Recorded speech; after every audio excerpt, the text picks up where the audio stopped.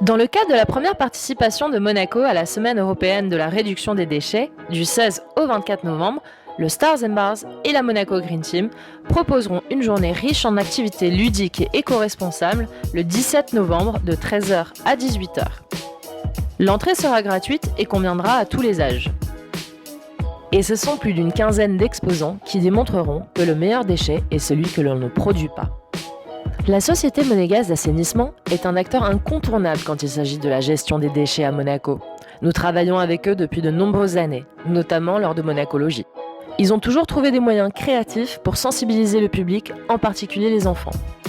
La SMA proposera l'activité Vie ma vie de Reaper, qui donnera la possibilité au public de monter dans un camion de collecte pendant environ 1 heure et de participer ainsi à la collecte des déchets. Elle présentera également le lombricompostage, un système permettant de transformer les déchets de cuisine en un engrais écologique.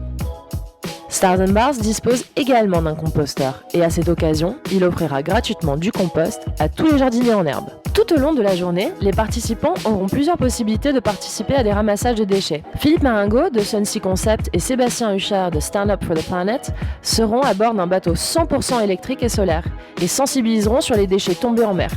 La société Monaco Bike, quant à elle, organisera un concours de ramassage de déchets en vélo électrique. Le monde de la mode sera également présent, grâce à la société Luxitex, Inessa Création et à la Chambre monégasque de la mode. Elles présenteront un défilé de mode éco-responsable et des activités d'upcycling. Le public pourra ainsi emmener ses vêtements afin de leur donner une seconde vie grâce à des retouches effectuées sur place. Hello Bags exposera sa gamme de sacs personnalisés sur mesure, fabriqués à partir de tissus recyclés et achetés localement. Elle propose par exemple une trousse de toilette remplie d'accessoires zéro déchet. Pour chaque vente, la société reverse 1 euro à l'association Stand Up for the Planet. Au gramme près, proposera des solutions pour parvenir au zéro déchet, comme des lingettes démaquillantes réutilisables, des sopalins réutilisables, des pailles en inox et en bambou et des sacs à vrac. Elisa Alberto d'EcoSlow Wasting présentera le premier site e-commerce anti-gaspillage multisecteur géolocalisé sur la Côte d'Azur. Le chef de cuisine du Stars and Bars montrera qu'il est possible et facile de préparer des plats savoureux sans créer de déchets. Céline et Juliette de la ferme à la maison proposeront leur concept d'une alimentation accessible, bio, mais aussi locale, tout en évitant la production de déchets grâce à un système de consigne.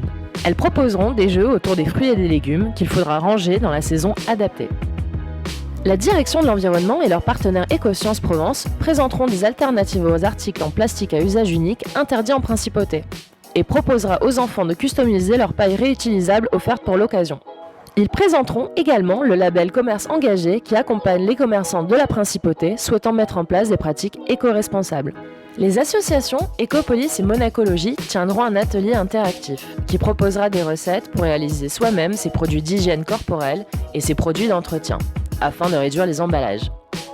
Le renard apothicaire fera une démonstration sur la création d'un masque facial hydratant et régénérant au chocolat, une poudre matifiante et même un démaquillant à l'avoine. L'art aura également sa place grâce à la participation d'Anthony Alberti et de Jérémy Besset. Ils proposeront un atelier de peinture à la craie qui transmettra des messages écologiques de manière positive et respectueuse de l'environnement. La peintre Joséphine Dionysotti présentera également son art qui dénonce les effets du plastique et l'impact des déchets sur l'écosystème marin. La société TopNet et l'association Ecomégo expliqueront comment ils collectent et revalorisent des millions de mégots de cigarettes jetés en France. Le secrétariat de l'accord Ramoge exposera divers matériaux et supports de communication liés aux déchets marins. Le musée océanographique présentera un atelier pédagogique sur les conséquences des lâchers de ballons sur la biodiversité, en particulier sur les tortues marines et les oiseaux.